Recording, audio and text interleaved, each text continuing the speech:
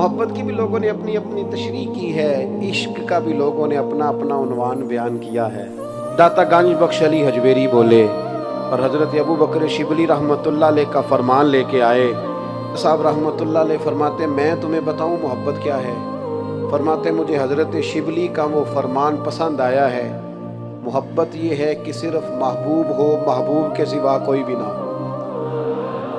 یہ محبت ہے، سوائے محبوب کے سب کچھ بھول جانا، یہ محبت ہے۔